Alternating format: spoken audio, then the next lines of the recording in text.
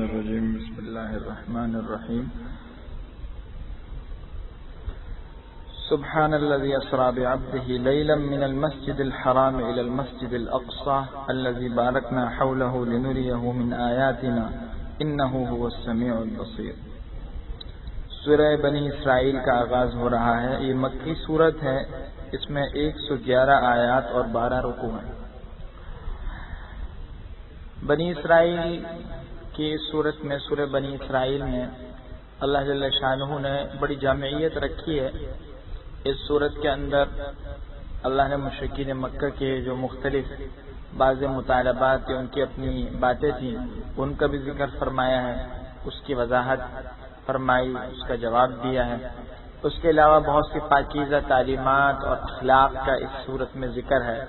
پھر نمازوں کی پابندی کے حوالے سے اور اسی طرح حضور صلی اللہ علیہ وسلم کو بعض دیگر چیزوں کے حوالے سے متنبہ کیا گیا ہے۔ تو بہر صورت یہ بڑی اہم صورت ہے اور اس صورت کی جو ہے وہ بڑی اہمیت ہے۔ اس صورت کو سورہ بنی اسرائیل اس لیے کہا جاتا ہے کہ اس صورت میں بنی اسرائیل کا ذکر جو ہے وہ ابتدائی صورت میں بھی اور اس کے بعد بھی آخر صورت میں ان کا ذکر آیا ہے۔ سورہ اسراء بھی اس کو کہا جاتا ہے۔ قرآن کریم کی سورت کی ابتدائی آیت میں وہ واقعہ ذکر کیا گیا ہے جو نبی کریم صلی اللہ علیہ وسلم کے لیے رہتی دنیا تک، قیامت تک کے انسانوں کے لیے ایک بڑا اعزاز ہے، جس کو واقعہ معراج کہتے ہیں۔ اصل میں اس واقعے کی وضاحت یہ ہے کہ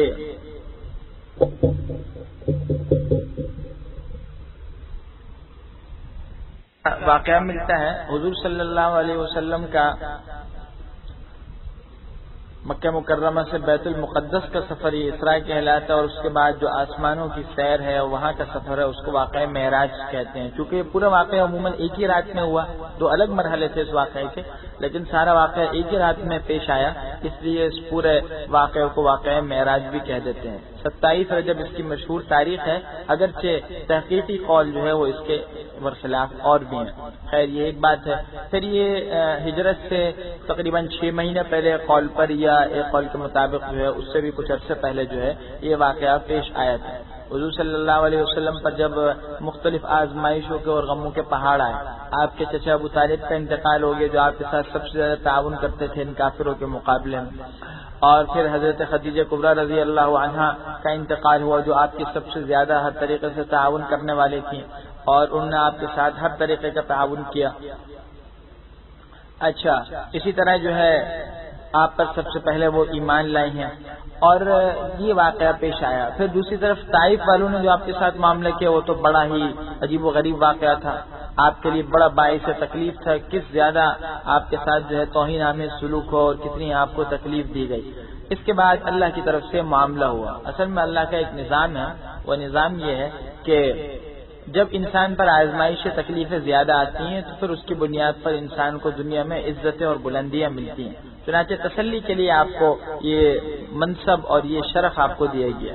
حدیث میں خود اس واقعے کی تفصیلات ہی مختصر یہ کہ حضور صلی اللہ علیہ وسلم ایک صحابی ہے ام ہانی رضی اللہ عنہا ہیں، تو ان صحابیہ کے گھر میں آرام فرما رہے تھے، 2 فرشتے آئے، آپ کو وہاں سے حتیم لے گئے بیت اللہ، پھر وہاں سے آپ کو آگے لے گئے۔ حضرت جبریل علیہ السلام آپ کو وہاں سے ایک براق پر سوار کرایا بیت اللہ سے۔ براق ایک سواری ہے جو گدھے اور خچر کے درمیانی مسافت اور قد کی، اس سواری پر آپ کو بٹھایا۔ برق عربی زبان میں بجلی کو کہتے ہیں، تو اس کے اندر وہ بجلی کسی رفتار تھی، اس کا ایک نمونہ آپ یوں کہہ سکتے ہیں جیسے یہ لفٹ ہوتی ہے، لفٹ یہ اس کا ایک نمونہ ہے آج کی موجودہ جو سائنسی ترقیات ہیں۔ تو وہ براق جو حدیث میں آتا ہے کہ اس کی انتہا نظر پر جا کر اس کا ایک پاؤں پڑتا تھا، اتنا تیز رفتار جانور تھا سواری کا۔ حضور صلی اللہ علیہ وسلم نے اس پر انہیں بٹھایا، حضور کو اس پر بٹھایا گیا اور پھر حضور گئے۔ تو حضور کو پہلے بیت المقدس لے گئے اور وہاں بیت المقدس میں جو ہے حضور صلی اللہ علیہ وسلم نے تحیت المسجد پڑھی، وہاں آپ نے اس سواری کو باندھا اور اس کے بعد پھر ایک سیڑھی لائی گئی، پھر حضرت جبرائیل آپ کو اوپر لے کر گئے، پہلے آسمان پر، دوسرے آسمان پر ہوتے ہوتے 7ویں آسمان تک آپ پہنچ گئے۔ آپ کو اس سے ایک تو آسمانوں کے جو مختلف نظارے تھے وہ دکھانا مقصد تھا، پھر اللہ کا آسمانوں میں ایک عجیب نظام ہے حکومت کا اس کو بیان کرنا مقصد تھا، اور پھر اس سب کے علاوہ حضور صلی اللہ علیہ وسلم کا اکرام تھا، انبیاء کرام علیہ السلام سے ملاقاتیں کرانی۔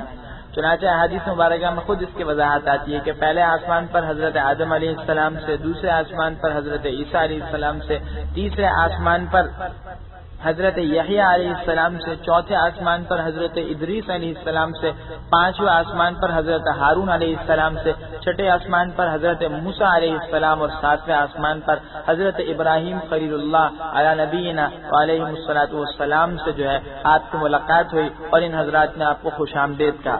ساتویں آسمان پر جب ان سے ملاقات ہوئی تو اس کے بعد آپ نے دیگر زیارتیں کی اور دیگر مقامات کو دیکھے، بیت المعمور کو دیکھا جو وہاں ساتویں آسمان پر اللہ کا گھر ہے، بالکل بیت اللہ کی سیدھ میں، فرشتے اس کا طواف کرتے ہیں۔ حدیث میں آتا ہے کہ جو ایک مرتبہ کر لے قیامت تک پھر اس کی باری دوبارہ نہیں آتی، اتنے فرشتے ہیں اور 70,000 فرشتے ہر وقت اس کا طواف کرتے ہیں۔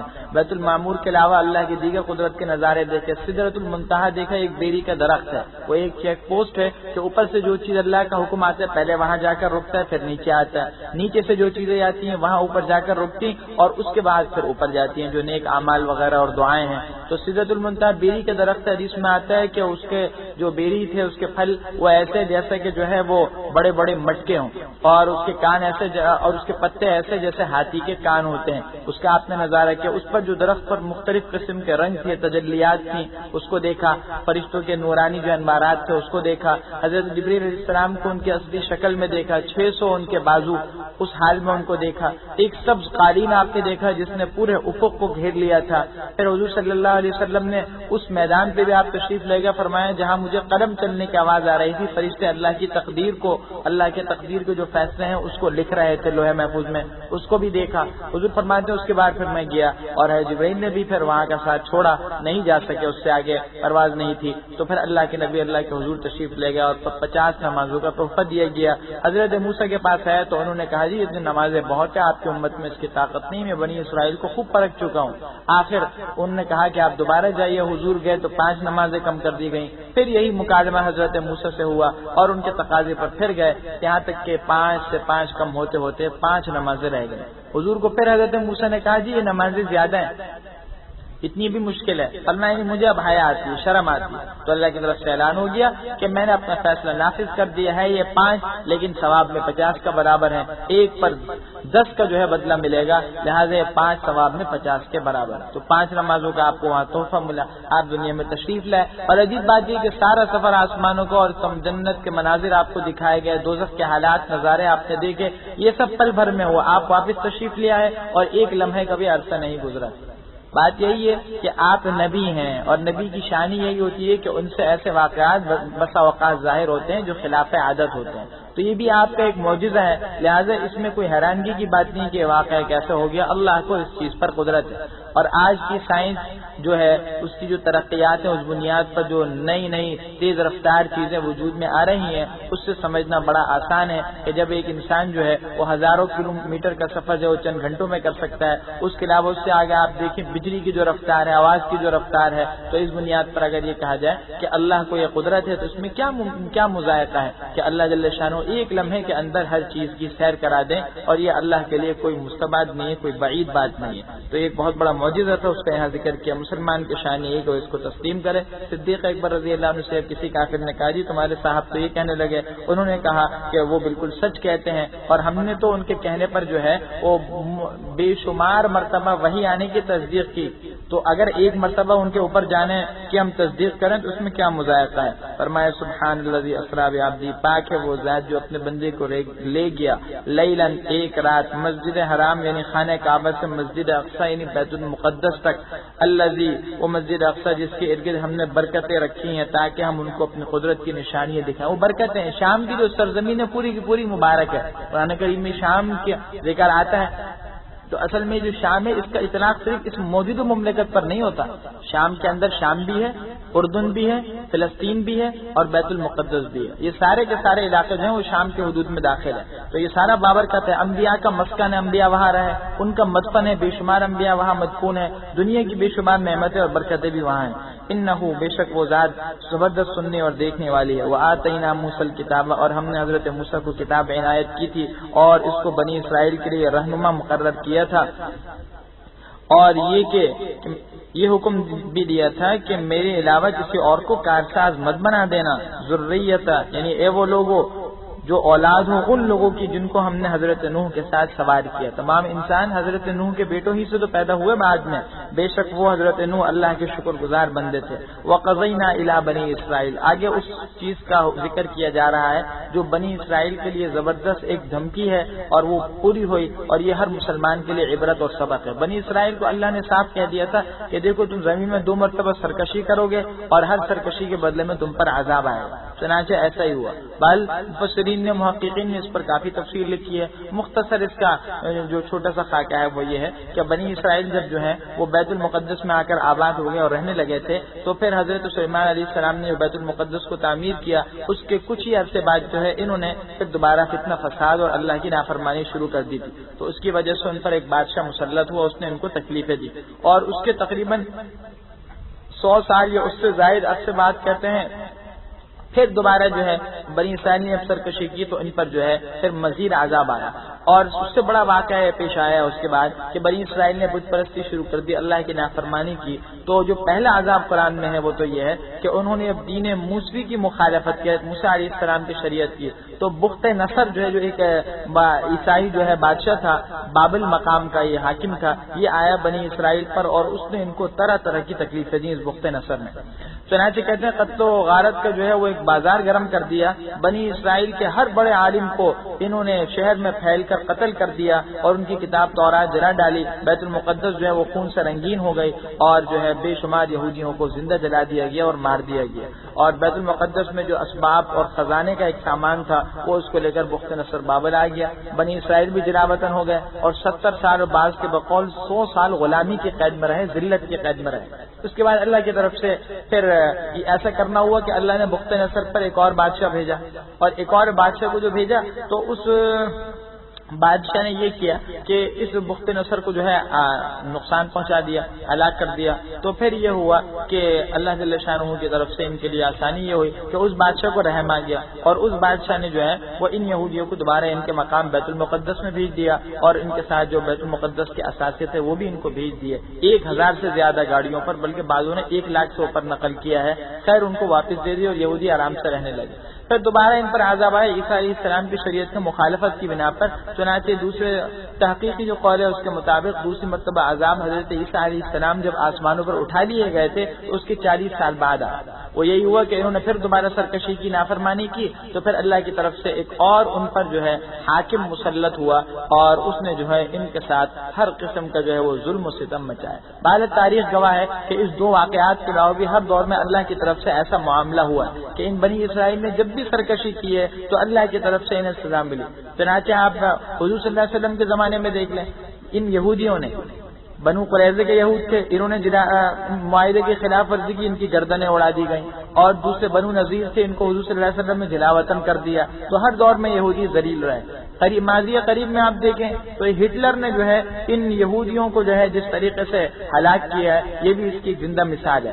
کتنے یہودیوں کو اس ہٹلر نے زندہ جلا دیا، کتنوں کو اس نے قتل کر دیا. اور ان لوگوں کا بنیادی نظریہ یہ تھا کہ یہ یہودی اپنے بد کرداری کی وجہ سے زمین پر رہنے کے قابل نہیں، یہ ایسی قوم ہے. تو اگر اس تناظر میں آج مسجد اقصی اور بیت المقدس کا جو منظر ہے، اس کی جو صورتحال ہے وہ دیکھا جائے تو یہ ہمارے لیے بڑی عبرت کی بات ہے کہ وہ یہودی جن کے بارے میں قرآن کہہ رہا ہے کہ ان کو ہمیشہ ہم نے ذلت دی ہے، اور ہر دور میں ایسے حاکم آئے جنہوں نے ان کو ہر طریقے سے ذلیل و خوار اور رسوا کیا. دنیا میں ان کے لیے سر چھپانے کی جگہ نہیں تھی.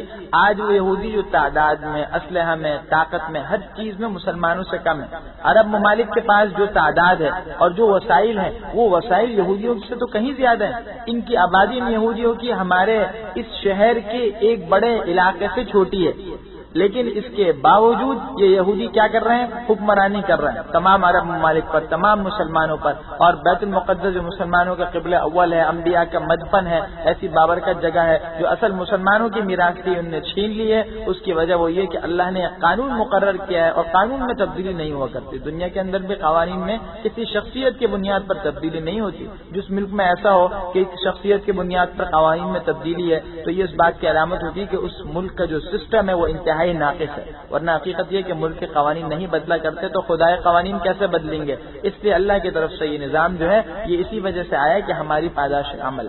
ہمارے جو گناہ ہیں اور ہماری جو انابت میں کمی ہے اس کی وجہ سے وہاں آج اگر ہم لوگ صرف وہ لوگ نہیں جو وہاں رہ رہے ہیں، تمام مسلمان انابت و استقامت کا راستہ اختیار کریں تو یہ ذلیل پھر رسوا ہوں گے یہودی۔ وَقَضَيْنَا إِلَىٰ بَنِي إِسْرَائِيلَ فِي الْكِتَابِ، فرمایا اور ہم نے کتاب میں بنی اسرائیل سے کہہ دیا تھا کہ تم زمین میں 2 دفعہ فساد مچاؤ گے اور بڑی سرکشی کرو گے۔ فَإِذَا جَاءَ وَعْدُ أُولَاهُمَا، بس جب پہلے وعدے کے پورا ہونے کا وقت آیا، بَعَثْنَا عَلَيْكُمْ، تو ہم نے تم پر اپنے بندے مقرر کیے جو سخت لڑنے والے تھے، پوری بأس شدید، سخت جنگجو لڑنے والے، فجاسو، وہ گھس گئے گھروں کے اندر، اس طرح قتل عام کیا، وکانا، اور وہ وعدہ پورا ہو کر رہا بخت نصر کے زمانے میں۔ ثم رددنا لكم الكرة عليهم، اللہ فرماتے پھر ہم نے دوسری بار تم کو ان پر غلبہ دے دیا اور ہم نے مال سے اور بیٹوں سے تمہاری تعاون، تمہاری مدد کی، اور ہم نے تمہاری جماعت کو نفع کو بڑھا دیا۔ ان احسنتم، اور دیکھو یہ کہہ دیا کہ اگر تم نیکوکاری کرو گے تو تم نیکوکاری اپنے ہی فائدے کے لیے کرو گے، اور اگر کوئی برائی کرو گے تو اس کا نقصان بھی تمہیں کو ہوگا۔ فَإِذَا جَاءَ وَعْدُ الْآخِرَةِ، پھر جب دوسرے وعدے پورا ہونے کا وقت آیا تو کیا ہوا، لِيَسُوءُ وُجُوهَكُمْ، پھر ہم نے اپنے بندے بھیجے تاکہ وہ تمہارے چہروں کا حلیہ بگاڑ دے۔ وَلْيَدْخُلُوا الْمَسْجِدَ، اور پہلی دفعہ کی طرح جس طرح وہ پہلی مرتبہ گئے اسی طرح مسجد بیت المقدس کی مسجد میں داخل ہو جائیں، اور تاکہ وہ جس چیز پر غلبہ پائے اس کو تباہ و برباد کر دیں۔ عسیٰ ربکم، امید ہے کہ تمہارا پروردگار تم پر رحم کرے گا اللہ پھر بھی اگر تم توبہ کرو گے، لیکن وَإِنْ عُدْتُمْ عُدْنَا، اگر تم پھر وہی حرکتیں کرو گے تو ہم بھی اسی جیسا سلوک کریں گے، اور ہم نے جہنم کو کافروں کے لیے قید خانہ بنا رکھا ہے۔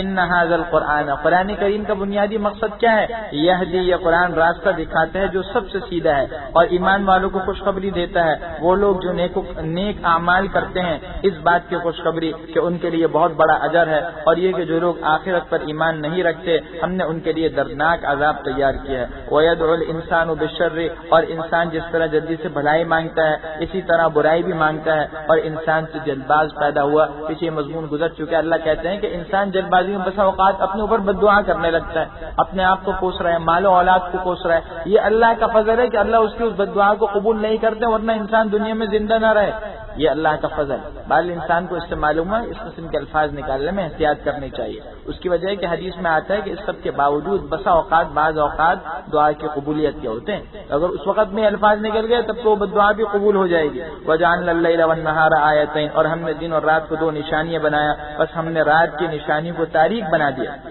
وجعلنا، اور دن کی نشانی کو ہم نے روشن بنا دیا تاکہ تم اپنے رب کا فضل یعنی روزی کماؤ، حاصل کرو، اور تاکہ تم سالوں کی گنتی اور حساب کو جان لو، اور ہم نے ہر چیز کو کھول کھول کر بیان کر دیا ہے۔ یہ رات اور دن تو روشنی ہے، یہ اس لیے تاکہ انسان اس میں کام کاج کرے، محنت کرے، اگر سورج ہی نہیں نکلے تو کام کیسے ہوگا، اور رات کو اللہ نے اندھیرا بنایا، اس میں بھی عجیب نظام ہے تاکہ سکون حاصل ہو، انسان کو نیند اندھیرے ہی میں آتی ہے، اب توازن قائم رہے گا۔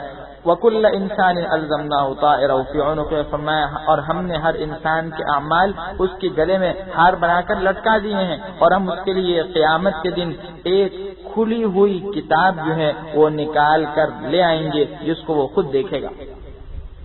انسان کے نام میں انسان کے جو اعمال ہے وہ اس کے ساتھ چپکے ہوئے ہیں، یعنی انسان کے اعمال میں اللہ نے جو تقدیر میں اعمال لکھ دیے تھے وہ انسان کے ساتھ چلتے رہیں گے، اور انسان جو اعمال کر رہا ہے یہ اعمال ختم نہیں ہوتے، انسان کے ساتھ لگے رہتے ہیں۔ اللہ کیا اس کی فائل بن رہی ہے ہر انسان کے نام کے ساتھ، اور اس کے ناموں کے ساتھ وہ فائل بنا کر لگائی جا رہی ہے، اور وہ فائل قیامت کے دن خود اس کے ہاتھ میں نام اعمال کی صورت میں تھمائی جائے گی، اور کیا کہا جائے گا، اقرا کتابک، لو پڑھ لو آج اپنی اس کتاب کو، اپنے اس نامہ اعمال کو، کافی ہے آج تو خود اپنا ہی محاسب ہونے کے لیے تم خود کافی ہو، دیکھ لو کہ اس میں اگر کوئی غلط لکھا ہے تو بتا دو ہمیں۔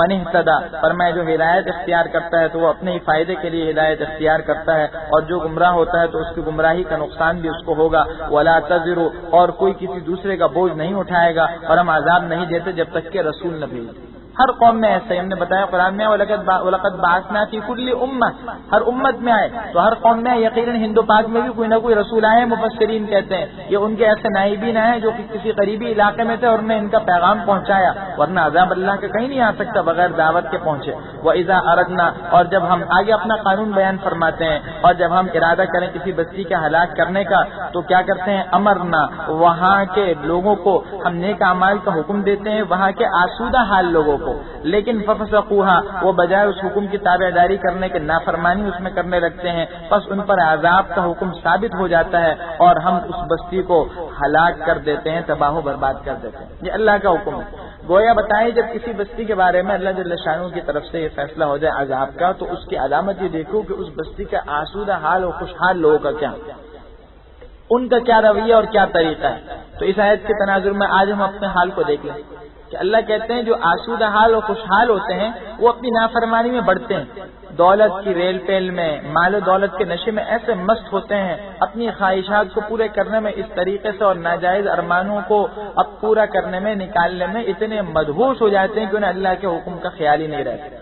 اب جب بڑے یہ کام کرتے ہیں تو چھوٹے تو بڑے کو دیکھتے ہیں، جب چھوٹا دیکھ رہا ہے کہ بڑا جو ہے وہ کمزور کا، عوام کا، غریب کا خون چوس چوس کر جو اپنی دولت کو جمع کر رہا ہے اور دولت کے نشے میں مست ہے، کوئی سسٹم اور کوئی نظام نہیں ہے، تو کیا ہوگا؟ چھوٹوں کے اندر بھی بغاوت آ جاتی ہے اور پھر چھوٹے بھی لوٹ مار شروع کر دیتے ہیں۔ نتیجہ یہ ہوتا ہے کہ پوری بستی جب گناہوں سے ویران، گناہوں کی وجہ سے ویران ہو جاتی ہے، بجائے آباد ہونے کے یوں کہیں کہ ویران ہو جاتی ہے، تو پھر اللہ کی طرف سے حقیقی ویرانی کا فیصلہ ہوتا ہے، عذاب آ جاتا ہے۔ لہٰذا اس تناظر میں دیکھنا چاہیے کہ آج جو آسودہ حال لوگ ہیں، خوشحال لوگ ہیں، جو اونچی پوسٹوں پر بیٹھے ہوئے لوگ ہیں، ان کو سب سے زیادہ اس بات کی فکر کرنی چاہیے کہ وہ اپنے کردار کو تبدیل کریں اور غلط روش کو چھوڑ کر صحیح روش اختیار کریں، ورنہ اللہ کے قانون میں تبدیلی نہیں ہوتی۔ وَكَمْ أَهْلَكْنَا مِنَ الْقُرُونِ، اللہ فرماتے ہیں اور ہم نے حضرت نوح کے بعد کتنی امتوں کو ہلاک کر ڈالا، اور تمہارا پروردگار اپنے بندوں کے گناہوں کو جاننے اور دیکھنے کے لیے کافی ہے۔ من کان یرید العاجلۃ، جو دنیا کی آسودگی کا خواہش مند ہو تو ہم اس میں سے جسے چاہتے ہیں اور جتنا دینا چاہتے ہیں اس کو جلد دے دیتے ہیں، پھر اس کے لیے جہنم کا ٹھکانہ ہم نے مقرر کر رکھا ہے جس میں وہ داخل ہوگا مذموماً، دھتکارا ہوا اور راندہ درگاہ ہوگا۔ ومن اراد الآخرہ، اور جو آخرت چاہے گا اور اس کے لیے محنت کرے گا جیسی کوشش ہونی چاہیے اور وہ مؤمن بھی ہے، تو یہی وہ لوگ ہیں جن کی کوشش قابل قدر ہے، جن کی کوشش مقبول ہے۔ یہ دیکھیے ایک اصول اللہ نے بتایا کہ اگر دنیا چاہتا ہے انسان تو اللہ اس کو دنیا دیں گے، لیکن آخرت میں کچھ نہیں ہے۔ مگر عجیب بات ہے کہ دنیا بھی ملے گی تو دو باتیں کہیں، ما نشاء اور لمن نشاء۔ ایک تو یہ شرط نہیں کہ ہر محنت کرنے والوں کو دنیا میں مل جائے۔ کتنے لوگ ہیں، کتنے واقعات ہم رات دن پڑھتے ہیں کہ کتنے لوگوں نے دنیاوی تعلیم مکمل حاصل کر لی، ساری محنت کر لی، اچانک موت آ گئی، سب کے سب چلے گئے۔ تو ہوا کیا جی؟ دنیا کے لیے محنت کی تھی، دنیا بھی نہیں ملی، سب کو نہیں ملتی۔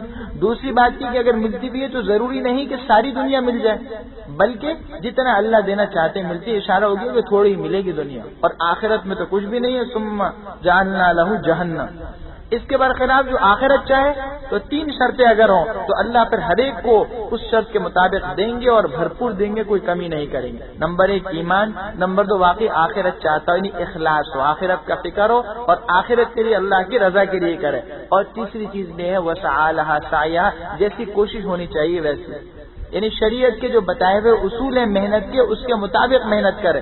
تو اخلاص ہے، ایمان ہے اور شریعت کی تعلیمات کے مطابق محنت ہے، تو پھر اللہ اس کی محنت ضائع نہیں کریں گے اور اس سے پہلے دنیا میں بھی دیں گے۔ لیکن چونکہ دنیا حقیر ہے اس لیے اس کے لیے یہاں ذکر نہیں کیا، مگر مومن کو دنیا میں بھی اللہ حصہ دیتے ہیں۔ کلا نمد ہؤلاء وہؤلاء من عطاء ربک، فرمایا ہم ان کو اور ان کو سب کو تمہاری پروردگار کے بخشش سے مدد دیتے ہیں، اور آپ کے پروردگار کی بخشش کسی سے رکی ہوئی نہیں ہے۔ ان کافروں کو بھی مدد مل رہی ہے اللہ کی بظاہر، یعنی اللہ کی نعمتیں مل رہی ہیں، چاند تک پہنچ گئے، دنیا کو مسخر کر رہے ہیں، حکومت کر رہے ہیں، اپنی موج مستیوں میں، لیکن ان کے لیے صرف دنیا ہے، آخرت نہیں ہے۔ لا انظر، آپ دیکھیے کہ ہم نے کس طرح ان میں سے بعض کو بعض پر فضیلت بخشی ہے، اور فرمایا اور آخرت درجوں میں دنیا سے بہت بہتر اور برتری میں کہیں بڑھ کر ہے۔ جس طرح دنیا میں کتنے مراتب ہیں، مال کے، دولت کے، عزت کے، آخرت میں تو جنتیوں کے اس سے کہیں زیادہ آپس میں مراتب ہوں گے۔ لا تجعل مع اللہ الہا آخر، آپ اللہ کے سوا کسی اور کو معبود نہ بنائیے گا کہ پھر آپ ملامتیں سن کر اور بالکل رسوا اور بےکس ہو کر رہ جائیں، بالکل بےکس ہو کر رہ جائیں۔ اللہ کے ساتھ اگر آپ نے شرک کیا تو آپ کا بھی وہی حال ہوگا۔ اصل متوجہ امت کو کیا ہے، نبی تو معصوم ہوتے ہیں شرک سے۔ وقضى ربک، آگے وہ اسلامی تعلیمات و اخلاق ہیں۔ حقیقت یہی ہے کہ اخلاق کے بنیاد پر ہی کوئی قوم اور کوئی فرد دنیا میں عزت کا راستہ اختیار کرتا ہے، عزت اس کو ملتی ہے۔ تو آگے وہ اسلامی اخلاق و تعلیمات دی جا رہی ہیں جو بعض صحابہ کرام کے بقول پوری کی پوری تورات کا خلاصہ ہے۔ یہ تقریباً 13 آیات ہیں اور اس میں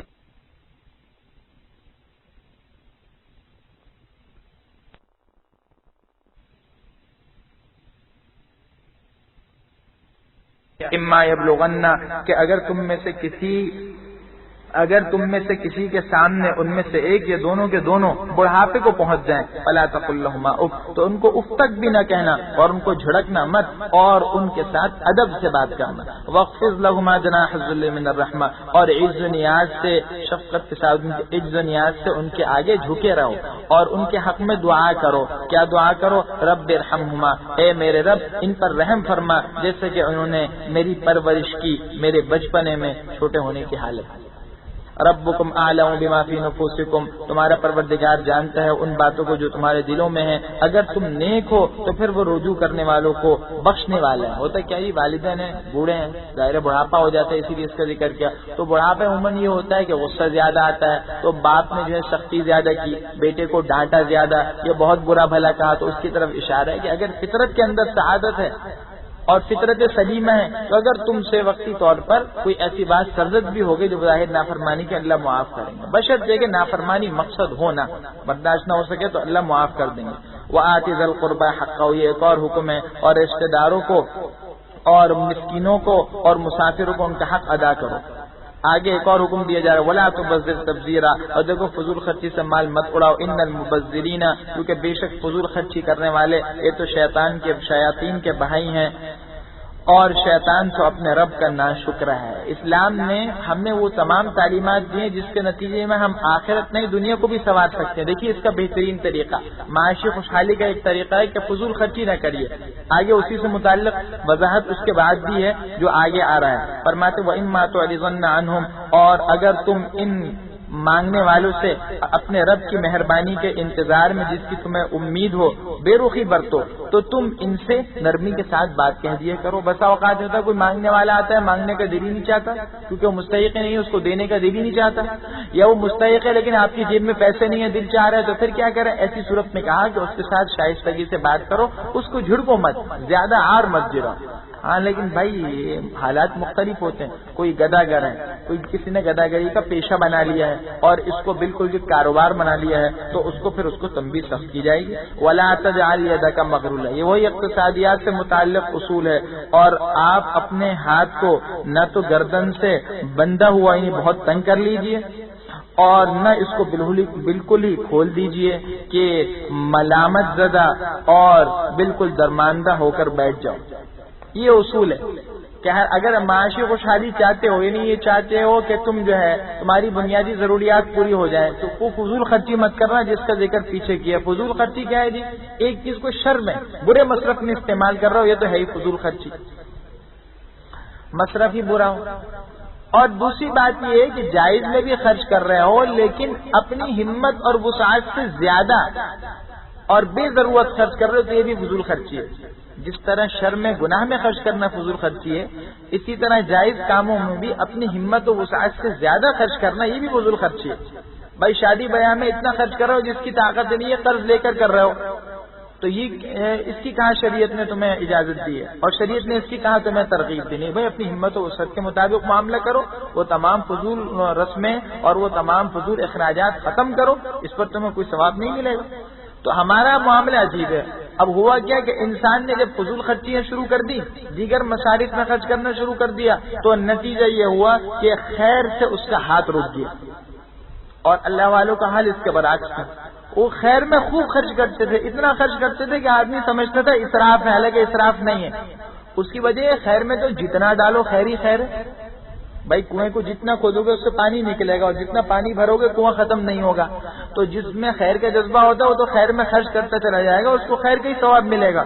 چنانچہ ایک بزرگ سے کسی نے کہا کہ لا خیر فی الاسراف خرچ بہت کرتے تھے تو کسی نے کہا لا خیر فی الاسراف. ارے بھائی اسراف کے اندر تو خیر نہیں ہے اچھی بات نہیں ہے اسراف کرنا. تو انہوں نے عربی زبان کا چونکہ لفظ اس کو فوراً پلٹ کر جواب دیا کہ لا اسراف فی الخیر کہ خیر کے اندر اسراف ہوتی نہیں ہے. میاں یہ دیکھو میں مال کہاں خرچ کر رہا ہوں مال تو بامقصد کر رہا ہوں اور صحیح مصرف میں کر رہا ہوں تو پھر تو جتنا ڈالو یہ تو خیر ہی خیر ہے یہ اسراف کہاں ہوا. تو سمجھ کی بات ہوتی ہے.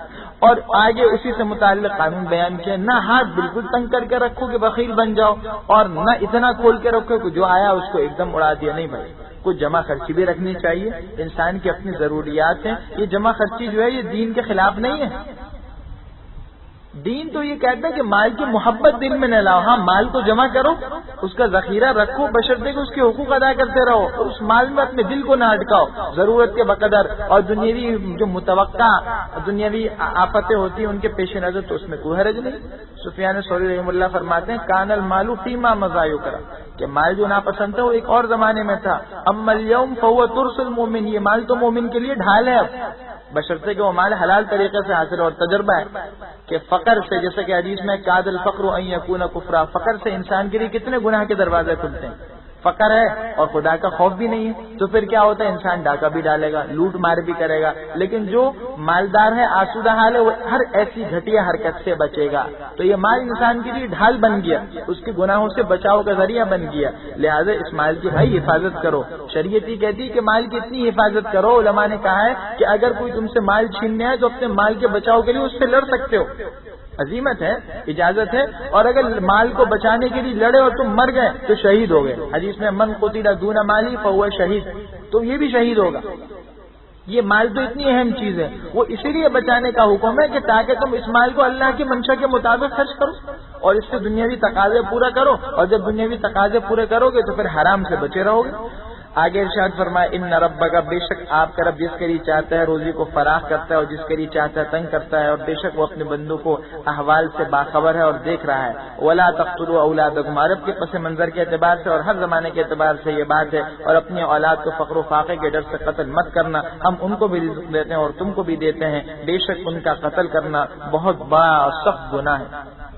فیملی پلاننگ کے نام سے جو مروجہ طریقے موجودہ زمانے میں ہو رہے ہیں, اگر ان کو بھی برتا جائے, اور اس لیے برتا جائے کہ جی معاشی خوشحالی ہوگی یا ہم خاندانی جو ہے افلاس کا خطرہ اس سے بچ جائیں گے, تو یہ بھی اس گناہ کے اندر داخل ہے. گناہ کبیرہ, اس کی اجازت نہیں ہے. طبی مصلحت ہو تو وہ اور بات ہے. ولا تقربوا الزنا, اور تم دیکھو زنا کے قریب بھی مت جانا.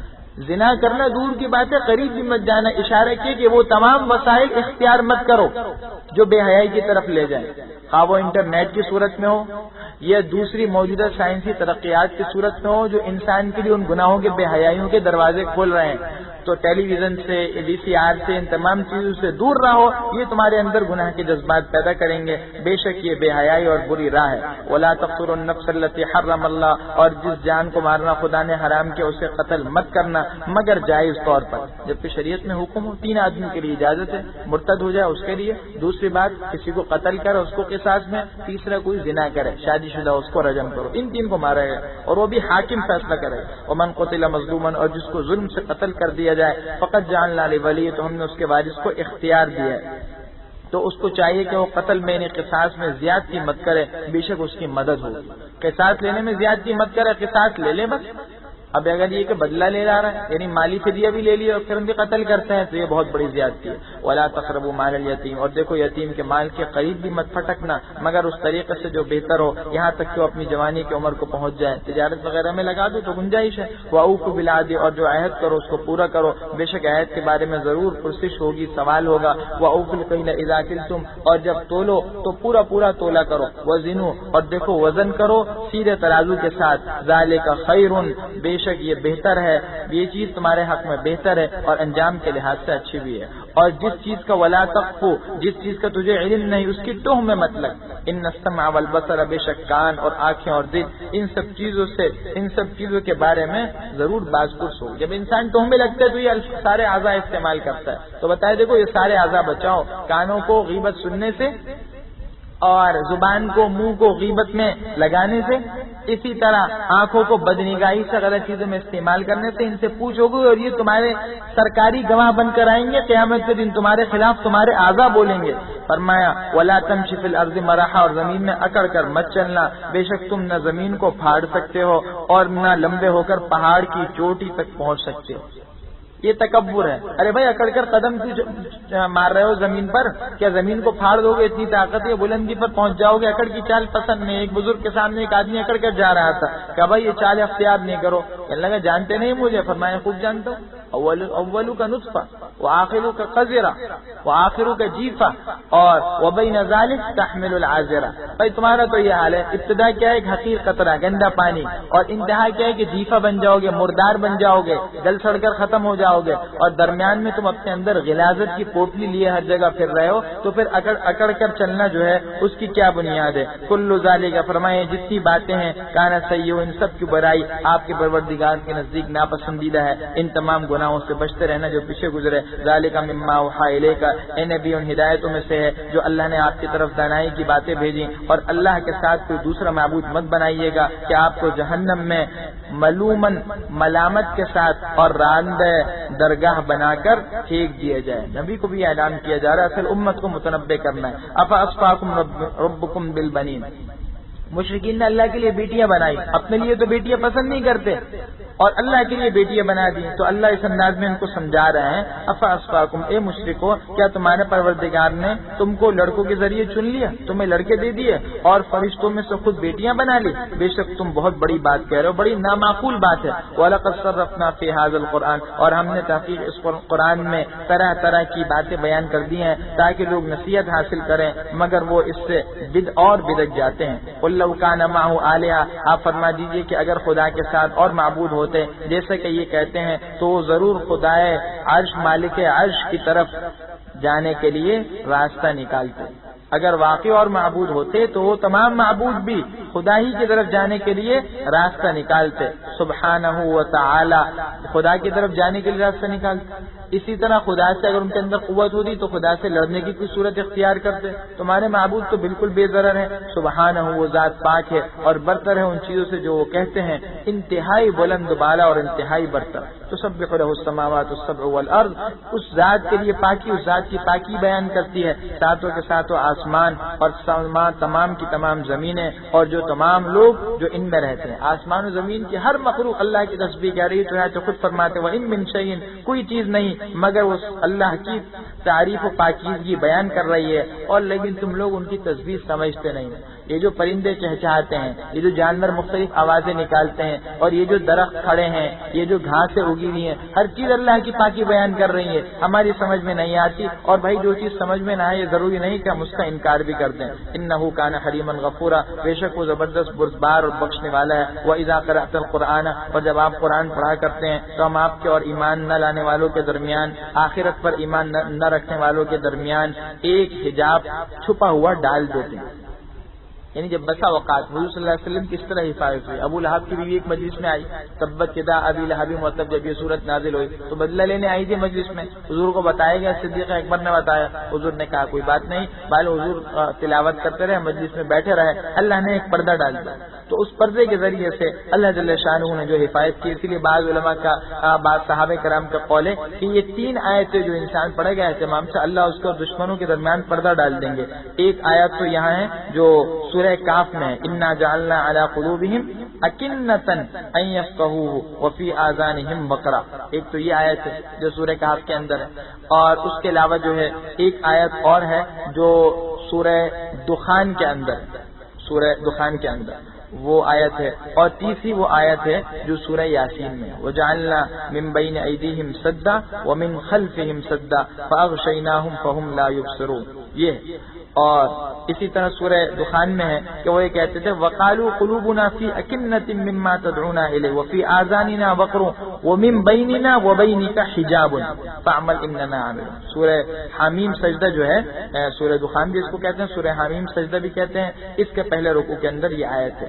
فرمایا کہ وجعلنا علی قلوبہم، اور ہم نے ان کے دلوں پر پردے ڈال دیے کہ وہ سمجھ نہ سکیں، اور ان کے کانوں میں بوجھ ڈال دیا. اور جب تو آپ اپنے پروردگار کا جو تنہا ہے قرآن میں تذکرہ فرماتے ہیں تو یہ لوگ بدک جاتے ہیں اور پیٹ پھیر کر چل دیتے ہیں. نحن اعلم بما یستمعون به، یہ لوگ جب آپ کی طرف کان لگاتے ہیں تو جس نیت سے یہ سنتے ہیں ہم اسے خوب جانتے ہیں، اور جب یہ سرگوشیاں کر رہے ہوتے ہیں اس وقت کو بھی جانتے ہیں کہ جبکہ یہ ظالم لوگ کہتے ہیں کہ تم تو ایک ایسے شخص کی پیروی کر رہے ہو جس پر جادو ہوا.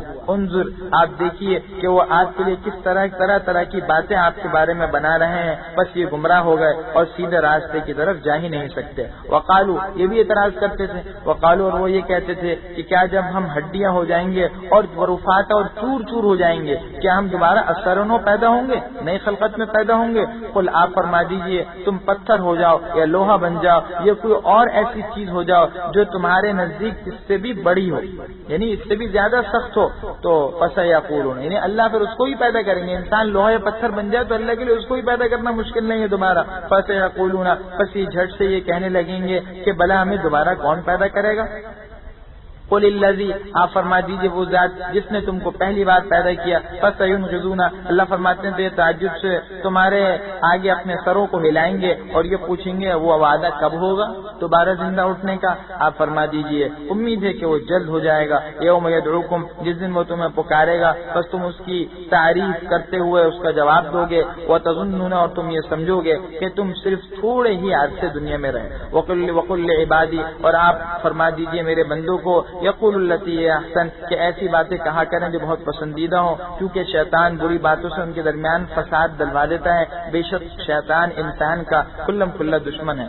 ربکم اعلم بکم، فرمایا تمہارے پروردگار تمہارے حال سے خوب واقف ہے، اگر وہ چاہے تو تم پر رحم فرما دے اور اگر چاہے تو تمہیں عذاب دے دے، اور ہم نے آپ کو ان پر کارساز اور داروغہ بنا کر نہیں بھیجا۔ وربک اعلم، اور آپ کا رب آسمانوں اور زمین کی تمام مخلوقات سے خوب واقف ہے۔ وَلَقَدْ فَضَّلْنَا، اور ہم نے بعض نبیوں کو بعضوں پر فضیلت بخشی ہے، اور ہم نے حضرت داؤد کو زبور عطا کی۔ وَإِذْ الَّذِينَ زَعَمْتُم مِّن دُونِي، آپ فرما دیجئے تم پکارو ان لوگوں کو کہ جن کو تم اللہ کے سوا معبود سمجھتے ہو، فَلَا يَمْلِكُونَ، تو یہ لوگ نہ تم سے کوئی تکلیف دور کر سکتے ہیں اور نہ اس تکلیف کو بدل سکتے ہیں، یہ تو کسی چیز کا قابو ہی نہیں رکھتے۔ اولئک الذین، یہ لوگ، یہ شخصیات جن کو یہ مشرکین پکارتے ہیں، یبتغون، یہ خود جو ہیں اپنے رب کا قرب چاہتے ہیں، اپنے رب کی طرف جو ہے بڑھنے کی جو ہے وہ تلاش کرتے ہیں، اپنے رب کے تقرب کی، کیا کہ وہ یہ چاہتے ہیں کہ ان میں کون خدا کا زیادہ مقرب ہوتا ہے اور وہ اس کے رحمت کے امیدوار رہتے ہیں اور اس کے عذاب سے ڈرتے ہیں۔ بے شک آپ کے رب کے عذاب ڈرنے کی چیز ہے۔ یہ مشرکین کس کو پوج رہے ہیں بھائی؟ بتوں کو پوج رہے ہیں، بتوں کی تو کوئی حقیقت نہیں ہے۔ اس کے علاوہ یہ فرشتے جن کو انہوں نے مقرب بنایا خدا کی بیٹیاں کہہ دیا، اسی طرح حضرت عزیر، حضرت عیسیٰ علیہ السلام جس کو یہود و نصارہ نے خدا کا بیٹا بنایا جن کو، یہ سب کے سب اللہ کہتے ہیں یہ جن کو تم بڑا بنا رہے یہ خود اللہ سے ڈر رہے ہیں اور یہ خود اللہ کا تقرب چاہتے ہیں اور یہ خود کہتے ہیں کہ ہم خدا کے معبود نہیں۔ تو عجیب بات ہے، یہ تو خود اپنی بندگی کا اظہار کر رہے ہیں اور وہ اللہ کا زیادہ سے زیادہ قرب چاہ رہے ہیں، اور تم کہتے ہو کہ نہیں جی وہ خدا ہیں۔ وَإِن مِّن قَرْيَةٍ إِلَّا نَحْنُ مُهْلِكُوهَا قَبْلَ يَوْمِ الْقِيَامَةِ، فرمایا کفر کرنے والوں کی جتنی بستیاں ان میں سے کوئی نہیں مگر ہم ان کو قیامت کے دن سے پہلے ہی عذاب دے دیں گے، ہم ان کو ہلاک کر دیں گے قیامت کے دن سے پہلے ہی، یا ان کو سخت عذاب دیں گے کب؟ قیامت میں۔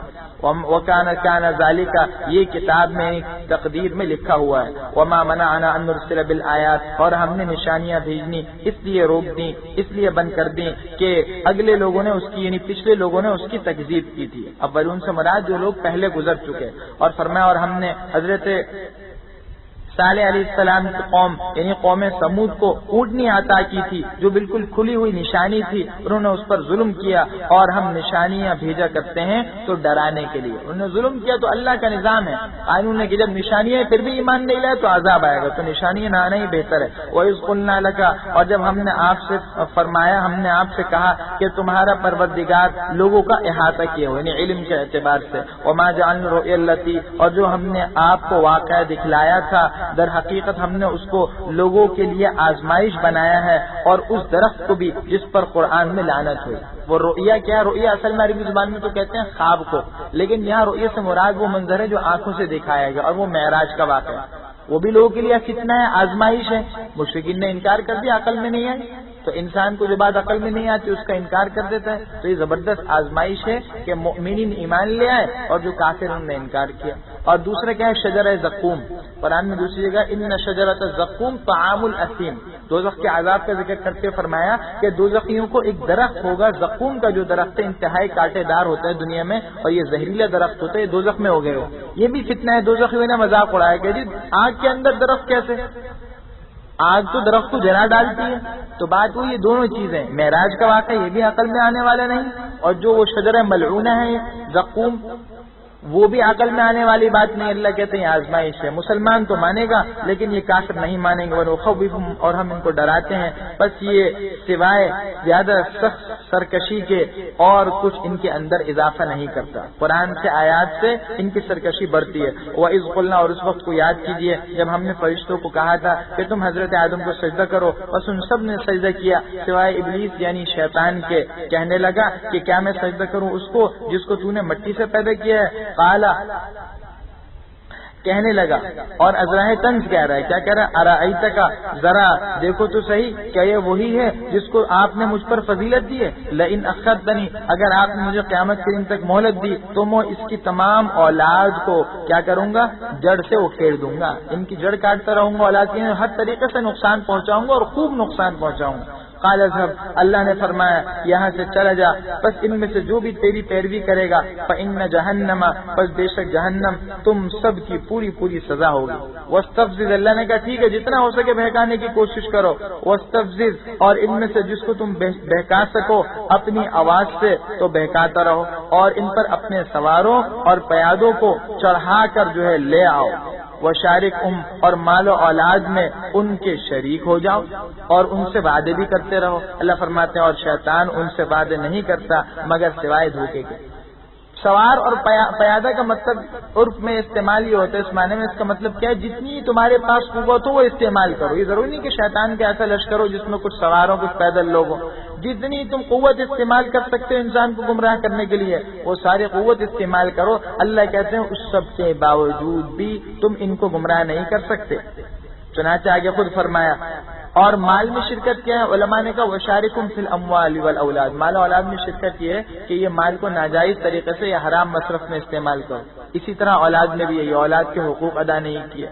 اور وعدے کیا ہیں؟ شیطان ان کو جو ہے مختلف کاموں پر جو ہے بڑی بڑی امیدیں جو دنیا کے کاموں پر دلاتا ہے. ان عبادی بے شک میرے جو مخلص بندے ہیں تمہارے ان پر کوئی زور نہیں چلے گا. اور کافی آپ کا رب کارساز ہونے کے اعتبار سے ربکم الذی تمہارا پروردگار وہی تو ہے جو تمہاری دریا میں کشتیاں چلاتا ہے تاکہ تم اس کے فضل سے یعنی روزی تلاش کرو. بے شک وہ تم پر مہربان ہے. وَإِذَا مَسَّكُمُ الضُّرُّ آگے وہی نقشہ کھینچے جا رہا ہے جو پیچھے بار بار گزر گیا کہ فرمایا اور جب تم کو کوئی تکلیف پہنچتی ہے اس میں دریا میں تو جن کو تم پکارتے ہو وہ سب کے سب گم ہو جاتے ہیں سوائے اس ذات کے. مشرکین بھی سمجھتے تھے کہ حقیقت خدا اللہ ہے صرف اللہ کو پکارتے ہیں. فلما نجاکم پھر جب وہ تم کو خشکی کی طرف نجات دے کر لے آتا ہے تو تم پھر بے رخی برتنے لگتے ہو اور انسان تو ہے ہی ناشکرا. افا امین تم کیا تم اس بات سے مطمئن ہو کہ وہ تم کو دھسا دے خشکی کی کسی طرف میں یا تم پر سنگریزوں کی بھری ہوئی آندھی چلا دے پھر تم اپنے لیے کوئی نگران اور نگہبان نہ پاؤ. اللہ کی طرف سے عذاب ہر طریقے سے آ سکتا ہے. امین تم یا تم اس بات سے مطمئن ہو گئے کہ وہ تم کو دوبارہ اس دریا میں لے جائے. فیرسل علیکم اور پھر وہ تم پر ہوا کا ایک تیز طوفان لائے اور تم کو غرق کر دے اس وجہ سے جو تم کفر کرتے تھے. پھر تم ہم پر یعنی ہمارے خلاف اس غرق کی وجہ سے کوئی پیچھا کرنے والا اپنے لیے نہیں پاؤ گا. یعنی پھر کوئی بدلہ نہیں لے سکے گا تمہارا ہمارا پیچھا نہیں کر سکے گا. ہر طرح کا عذاب آ سکتا ہے. وَلَقَدْ كَرَّمْنَا بَنِي آدم اور تحقیق ہم نے بنی آدم کو عزت بخشی اور ہم نے ان کو خشکی میں اور دریا میں سواری دی اور ہم نے ان کو پاکیزہ چیزیں رزق کے طور پر عطا کی اور ہم نے ان کو بہت سی مخلوقات پر فضیلت دی. انسان اشرف المخلوقات ہے. انسان کو اللہ نے شرف دیا. کیوں؟ انسان کو حسن صورت کے اعتبار سے مزاج میں اعتدال کے اعتبار سے قوہ میں اعتدال کے اعتبار سے فضیلت ہے. پھر اس کے اندر جو عقل و شعور رکھا وہ کسی اور مخلوق میں اتنا نہیں ہے. اور علم ایسی چیز ہے جس کی وجہ سے انسان سب سے بڑھ گیا. اسی لیے علماء نے فرمایا کہ جو خواص ہوتے ہیں اہل اللہ یہ تو فرشتوں سے بھی افضل ہے جو خواص اور انبیاء جو ہیں وہ تو ہر فرشتے سے افضل ہیں. فرشتوں میں بھی خواص ہوتے ہیں انبیاء ان سے بھی افضل ہیں. یوم ندعو جس دن ہم ہر انسان کو ان کے پیشواؤں کے ساتھ بلائیں گے. دنیا میں جو لیڈر تھا اسی کے تم قیادت میں جاؤ گے اور تمہارے جو معبودان باطل تھے ان کے پیچھے پیچھے چلو گے. اب معیار کیا ہے کامیابی ناکامی کا؟ فرمایا پس جس کو اس کا نام اعمال اس کے دائیں ہاتھ میں دیا جائے گا تو یہ لوگ خوشی ہو کر خوشی سے اپنے نام اعمال کو پڑھیں گے اور ان پر ذرہ بھر بھی ظلم نہیں ہوگا. ومن کان فی ہذہ اور جو اس دنیا میں اندھا ہوا وہ آخرت میں بھی اندھا رہے گا اور راستے سے بھٹکا ہوا، آخرت میں جا کر ہدایت نہیں مل سکتی۔ وَإِن كَادُوا لَيَفْتِنُونَكَ، اور اے پیغمبر جو وحی ہم نے آپ کی طرف بھیجی ہے قریب سے کہ یہ کافر آپ کو اس سے ہٹا دیں تاکہ تم آپ اس کے سوا اور باتیں ہماری نسبت بنا لو۔ وَإِذًا لَاتَّخَذُوكَ، اور اس وقت یہ آپ کو دوست بنا لیتے۔ وَلَوْلَا أَن ثَبَّتْنَاكَ، اور اگر ہم آپ کو ثابت قدم نہ رہنے دیتے تو قریب سے کہ آپ ان کی طرف کسی قدر مائل ہو جاتے۔ مشرکین نے مطالبہ کیا کہ جی یہ جو دھتکارے ہوئے لوگ ہیں ان کو ہٹا دو، ذلیل لوگوں کو، پھر ہم آپ کی بات سنیں گے۔ حضور صلی اللہ علیہ وسلم نے بعض مسائل کی وجہ سے ارادہ بھی فرما لیا، تو اس کی طرف جو ہے وہ اس آیت میں اشارہ ہو رہا ہے۔ اللہ نے اپنے نبی کو منع کر دیا کہ نہیں آپ ایسا کوئی نہیں کر دیجیے۔ وہ آگے فرماتے ہیں اذا لازقناک، اگر آپ ایسا کام کر لیتے ان کافروں کو خوش کرنے کے لیے اور کوئی خدا نہ خواستہ ان کے معبودان باطلہ کی تعریف کی کوئی کوشش کرتے تو اذا لازقناک، اب اس وقت ہم آپ کو زندگی میں بھی دگنا عذاب اور مرنے پر بھی دگنا عذاب چکھاتے، پھر آپ ہمارے مقابلے میں کسی کو اپنا مددگار نہ پاتے۔ دیکھیے اللہ کے نبی کو کس انداز میں متوجہ کیا جا رہا ہے، معلوم ہوا کافروں کی نصرت، حمایت، ان کے مطالبات ماننا اور ان کی کسی اسکیم میں شریک ہونا یہ ایک مسلمان کے لیے ذرہ برابر بھی قابل معافی اللہ کیا نہیں ہے۔ وَإِن كَادُوا لَيَسْتَفِزُّونَكَ، اور قریب تک یہ لوگ آپ کو اس زمین سے مکہ سے ہٹا دیں تاکہ لِيُخْرِجُوكَ مِنْهَا، وہاں سے آپ کو نکال کر دلا وطن کر دیں، اور اس وقت یہ لوگ آپ کے پیچھے یہ لوگ بھی زیادہ نہیں رہتے مگر تھوڑا سا وقت۔ مشرکین نے ارادہ کیا تھا کہ آپ کو شام تک لے جائیں، مکے سے نکال لے جائیں۔ اللہ کہتے ہیں ایسی بات نہیں، اگر یہ آپ کو خود نکال دیتے تو ان کے لیے بھی رہنا مشکل ہوتا، آپ تو اللہ کے حکم سے ہجرت کر کے گئے۔ سنت من قد ارسلنا قبلک من رسلنا، جو پیغمبر ہم نے آپ سے پہلے بھیجے تھے ان کے بارے میں بھی ہمارا یہی طریقہ رہا ہے اور آپ ہمارے طریقے میں کوئی تبدیلی نہیں پائیں گے۔ الشیطان الرجیم، بسم اللہ الرحمن الرحیم۔ اقم الصلاة لدلوک الشمس الى غسق اللیل وقرآن الفجر ان قرآن الفجر کان مشہودا۔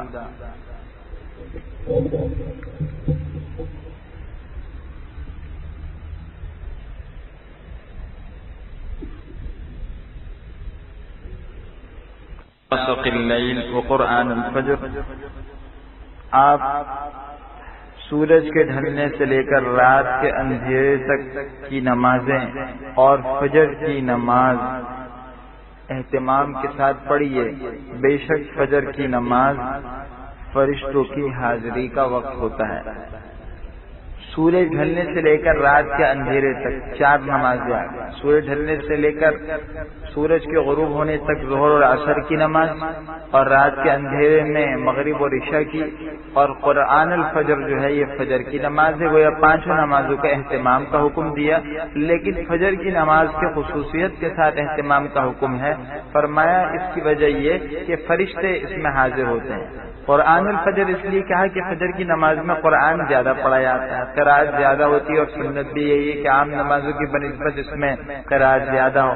فرشتوں کی حاضری کا مطلب یہ ہوا کہ حدیث سے معلوم ہوتا ہے کہ فرشتوں کی ڈیوٹیاں ہیں۔ کچھ فرشتے ایسے جو صبح سے شام تک ڈیوٹی انجام دیتے ہیں اس دنیا میں آ کر، اور کچھ ایسے ہیں جو شام سے لے کر اگلے دن صبح تک انجام دیتے ہیں۔ تو جو صبح والے فرشتے ہوتے ہیں وہ فجر کی نماز میں پہلے آتے ہیں، فجر کی نماز میں پہنچ جاتے ہیں، اور جو شام والے فرشتے ہیں وہ اپنی ڈیوٹی پوری کر کے جب صبح جاتے ہیں تو فجر کی نماز میں حاضر ہو کر جاگتے ہیں تاکہ بندوں کے اعمال کے اللہ کیا گواہی دیں۔ تو اللہ کہتے ہیں تو فرشتوں کی موجودگی کا وقت ہوتا ہے تو بابرکت وقت ہے، اس کا تو خصوصیت سے اہتمام کرو۔ وَمِنَ اللَّيْلِ فَتَهَجَّدْ بِهِ، اور تہجد کی نماز پڑھو رات کے اخیر حصے میں بیدار ہو کر، یا رات کے بعض حصے میں بیدار ہو کر، رات کے بعض حصے میں پڑھ لو، لیکن اخیر حصے میں پڑھنا زیادہ بہتر ہے۔ قرآن نے کہا کہ کسی بھی حصے میں پڑھ لو، تہجد ہے نافلۃ لک، یہ آپ کے لیے زیادتی اجر کا باعث ہے۔ عسیٰ ان یبعثک ربک، قریب ہے کہ آپ کا رب آپ کو مقام محمود میں لا کھڑا کرے۔ 2 باتیں اس آیت میں فرمائے، ایک سے کہ تہجد کا اہتمام کرو۔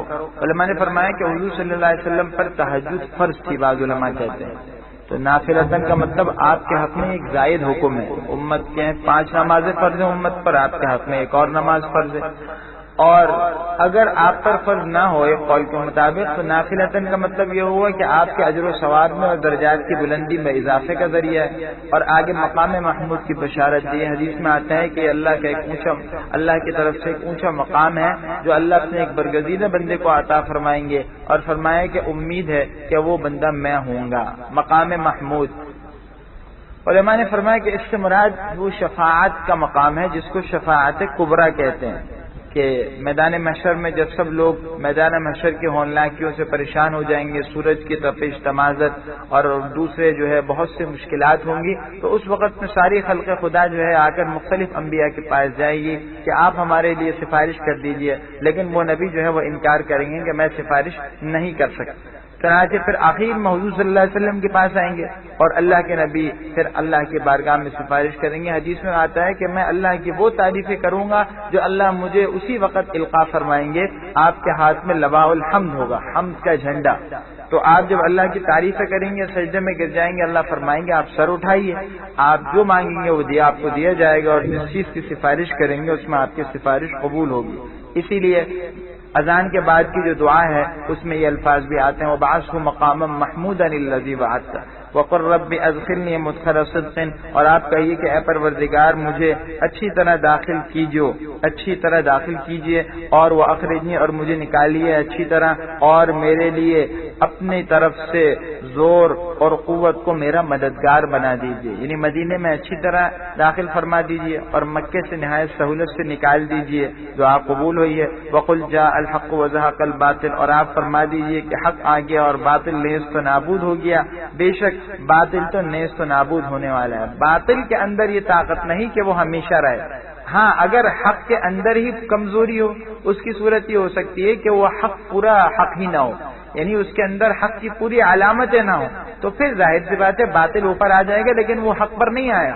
تو بالکل یہی حال یہاں پر بھی ہے کہ اگر حق حقیقی ہو، کامل ہو، تو پھر وہ باطل کا جو ہے اور اس حق کا مقابلہ ہو ہی نہیں سکتا، باطل ختم ہو جائے گا. وَنُنَزِّلُ مِنَ الْقُرْآنِ. اور ہم اس قرآن کے ذریعے سے وہ چیز نازل کرتے ہیں جو مؤمنوں کے لیے شفا اور رحمت ہے، اور ظالموں کے حق میں تو اس سے نقصان ہی بڑھتا رہتا ہے. وَإِذَا أَنْعَمْنَا. اور جب ہم انسان کو کوئی نعمت بخشتے ہیں تو وہ اپنا رخ پھیر لیتا ہے اور پہلو کو پھیرتا ہے، اور جب اسے کوئی سختی پہنچتی ہے تو وہ نا امید ہو جاتا ہے. قل کل یعمل علی شاکلتہ. آپ فرما دیجیے کہ ہر آدمی اپنے طریقے کے مطابق عمل کرتا ہے. شاکلہ یعنی ہر انسان اپنے طریقے کے مطابق. مفسرین نے فرمایا کہ شاکلہ کا مطلب ہے فطرت اور طبیعت، یعنی اللہ نے ہر انسان کی جیسی فطرت اور طبیعت بنائی ہے اسی کے مطابق وہ عمل کرتا ہے. جس کی فطرت میں سعادت ڈال دی اس کے لیے نیک اعمال آسان ہو گیا، اور جس کی قسمت میں سعادت نہیں ہے تو اس کے لیے نیک اعمال بہت مشکل ہوتے ہیں، اس سے دوسرے اعمال سرزد ہوتے ہیں. فربکم اعلم. سو آپ کا پروردگار خوب واقف ہے اس شخص سے جو سب سے زیادہ سیدھے راستے پر ہے. وَيَسْأَلُونَكَ عَنِ الرُّوحِ. یہودیوں نے حضور صلی اللہ علیہ وسلم سے سوالات کیے، 3 چیزوں کے متعلق پوچھا تھا جن میں سے ایک چیز جو ہے وہ روح ہے. حدیث میں آتا ہے، بخاری شریف کی روایت ہے، عبداللہ بن مسعود رضی اللہ عنہ فرماتے ہیں میں حضور صلی اللہ علیہ وسلم کے ساتھ جا رہا تھا مدینے کی ایک زمین میں، تو یہودی کھڑے ہوئے تھے. جب حضور گزرے تو یہودیوں نے ایک دوسرے سے کہا کہ ان سے روح کے بارے میں پوچھو، لیکن دوسروں نے منع کیا. دیکھو بھائی نہ پوچھو، کہیں ایسا جواب نہ دیں جو تمہیں ناپسند ہو، ایسا جواب دے دیں جس سے ان کا نبی ہونا ثابت ہو جائے، تو یہ تو تمہیں ناپسند ہے. اور ان کی کتابوں میں یہ لکھا ہوا تھا کہ اگر یہ نبی ہوں گے تو وہ لا علم ظاہر کر دیں گے، روح کی حقیقت نہیں بتائیں گے. بہرحال لیکن پھر بھی ان میں سے بعض لوگوں نے سوال کیا. ابن مسعود فرماتے ہیں کہ حضور صلی اللہ علیہ وسلم خاموش ہو گئے، مجھے اندازہ ہو گیا کہ وحی نازل ہو رہی ہے، تو پھر یہ آیات نازل ہوئیں. فرمایا اور یہ لوگ آپ سے پوچھتے ہیں روح کے بارے میں، آپ فرما دیجیے روح میرے پروردگار کا ایک حکم ہے اور تم کو علم میں سے تو بہت ہی تھوڑا دیا گیا. روح کیا ہے؟ من امر ربی. اس سے بتا دیا گیا کہ روح کی حقیقت حال سے اللہ ہی واقف ہے. سمجھانے کے لیے کہا گیا کہ یوں سمجھ لو کہ بس یہ اللہ کا ایک حکم ہے، امر الہی ہے. یعنی انسان جو ہے اس زندہ انسان میں اور مردہ انسان میں کیا فرق ہے؟ وہ یہی فرق ہے کہ جب اللہ کا حکم آ جاتا ہے اس انسان کے اندر تو وہ چلنے پھرنے شروع کر دیتا ہے، حرکت کرتا ہے، بولتا ہے، کھاتا پیتا ہے، سب کچھ ہوتا ہے. اور جب وہ امر الہی انسان سے نکل جاتا ہے، جو انسان سے متعلق ہوا تھا اللہ کا حکم، اس کا تعلق ختم ہو جاتا ہے، تو پھر انسان ایک مردہ بے جان لاشا ہے. سارے اعضاء موجود ہیں لیکن پھر بھی انسان بول بھی نہیں رہا اور کوئی اور حرکت بھی نہیں کرتا. تو یہ اس کی علامت ہے کہ یہ جو ہے صرف اور صرف جو ہے وہ اللہ کا حکم ہے. اس کی مثال یوں سمجھیے جیسے ایک کارخانہ ہے، اس میں ایک مشین ہے. اب مشین کے پرزے بھی بنا لیے گئے اور اس کے بعد سب پرزے فٹ کر دیے گئے، ان کو ایک دوسرے سے جوڑ دیا گیا. اس کے باوجود مشین چل نہیں رہی. کیوں نہیں چلتی؟ کہتے ہیں ابھی بجلی نہیں آئی، کرنٹ نہیں دوڑا اس مشین کے اندر. جیسے ہی بٹن دبائے گا مشین نے حرکت شروع کر دی. اب مشین سے وہ ساری مصنوعات حاصل ہو رہی ہیں، وہ فوائد حاصل ہو رہے ہیں جس کے لیے مشین کو بنایا اور جوڑا گیا تھا.